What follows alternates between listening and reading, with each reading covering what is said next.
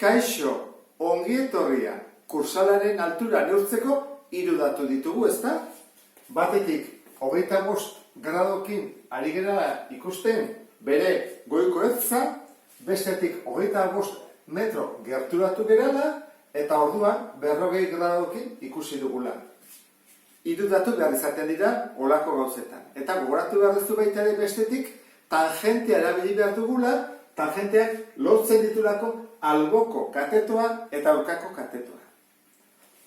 Orduan, datu hauek sartuko ditut hemen orain. Zer galdetzen digutena? Altura. Orduan, badakiko altura dela goiko erpinetik bera datorren zuta edo perpendikularra. Orduan, galdetzen digutena hau da altura. Eta bestetik, 25 gradu zer da? Hemengo datua, ezta?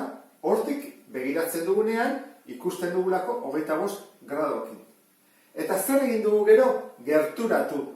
Adibidez honeaino. Zer badau 25 metro. Eta gero zer egin dugu? Ikusi dugu, baina inklinazio edo amplitude handiagoarekin. 40 gradokin. Horren, 3 datuak baditugu, eta hemen erabili behar dugu esan dugu tangentea. Lotzen dudako oina eta altura, ezta?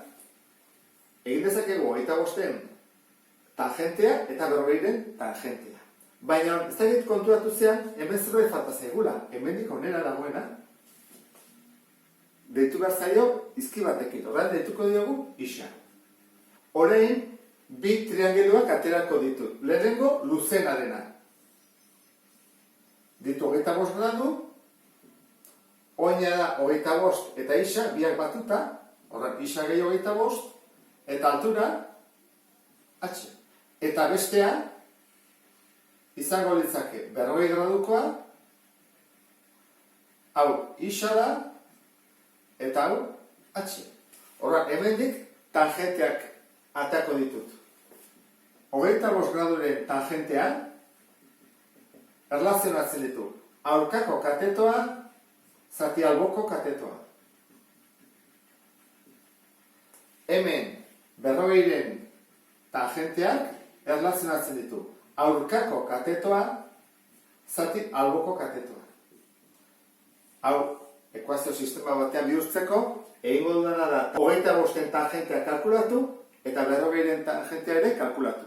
Kalkulagailuak ematen dizkidan datuak biribilduta jarri ditut, bi amartarrekin, eta orain bai, egin dezakedana da, izenatzaileak kendu, sistema bat simplifikatzen hasteko. Orduan, zatitzen da gona, pasatzen da bidertzen, geldituko litzateke horrela, isa gehi 25, berdin h, eta zatitzen da gona bidertzen,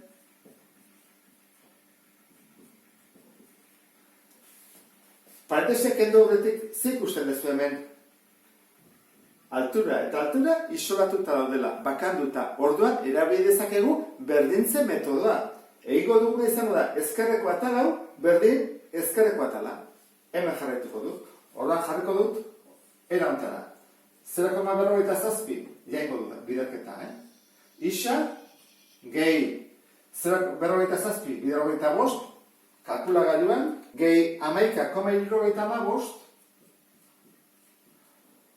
hau jarri dut ezkerrean, eta eskubiko atalean jarri beharko dut hau 0,84 isa. Zer egin behar dut? Isa ez dutenak alde batera eman, eskubira eramango dut, geldituko zait horrela, 0,84 isa, ken 0,47 isa, 11,75 izango da 0,37 isa, eta pasaga dut zatitzen. Emaitza emango dit, biribilduta 31,76, baina guri galdetzen digutena ez da isa, ez da zenbat metro falta diran alturara iristeko, baizik altura galdetzen digute. Orduan, hau jakin da, nora joan behar dugu? Hasierako bi ekuazio hauetako batera, onera. Hau erabiltzen badugu, altura atera ezakegu. Zer egin behar da? 0,84 bider atera zaiguna. Hori egingo dut kalkulagailuarekin. Biribilduta 26 metro 0,78. Horiz ontzateke gure erantzuna. Orduan, altura galdetzen digutenean, eraikin baten altura, edo horrela, erabiltzen duguna izaten da tangentea. Lotzen ditulako altura eta beko oina. Adibidez hemen, kursalean atazea izkiguila 27 metro ditula. Gutxi gara bera neurtutakoa, Honekin, problema hauek ondo ulertu dituzulakoan, beste bat arte. Agur!